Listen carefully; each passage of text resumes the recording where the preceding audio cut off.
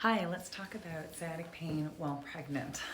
This is what our blog was about last week, and I want to run you through my clinical and personal experiences. So first of all, you have to rule out whether it's real sciatica or not. Sciatic pain is very common as a symptom that we go through with pregnancy. True sciatica is irritation to the nerve as it's at the spine. And then oftentimes what we experience and what I work with as a manual therapist is where the nerve is impacted peripherally, so after it's exited the spine.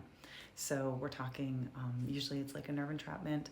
It can be from muscles or bone alignment being different. And as you can imagine, when we're pregnant, this happens a lot. Our center of gravity changes.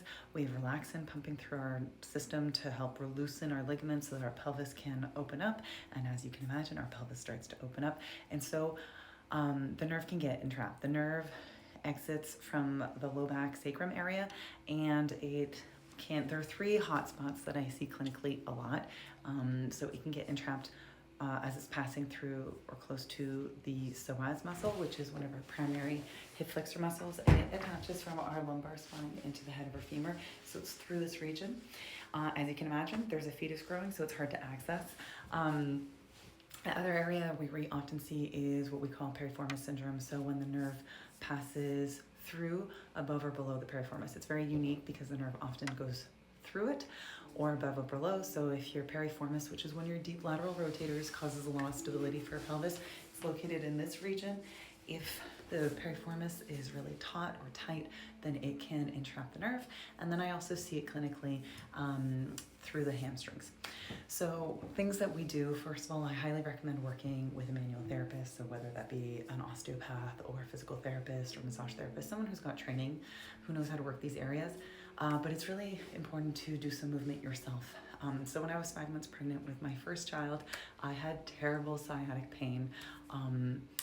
And my husband and I developed a movement routine that really helped, as well as getting massage and little adjustments to help stay in alignment. And so one, you want to release your hip flexors. So you want to stretch your hip flexors. So we've got videos on that. There's a ton on YouTube. Gentle mobilization whenever you're stretching. It should never be more than a 3 out of 10 in discomfort. You should be able to breathe through it. Also, breathing helps relax the whole abdomen and create space. So breath work with some psoas, so intentionally releasing the psoas muscle. Then doing some piriformis stretches is really beneficial.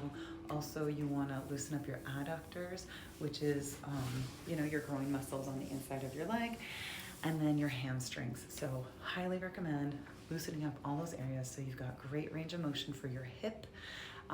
And then you want to add some stability. And I like glute bridges, side glute bridges. These are really great stabilizers. And then walking. There's so many benefits to walking while we're pregnant. We want to create movement through the spine, through the pelvis.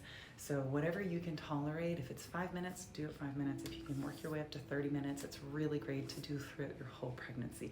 And that little sequence shouldn't take you more than 35 minutes if you do a 30-minute walk, maybe 40 minutes.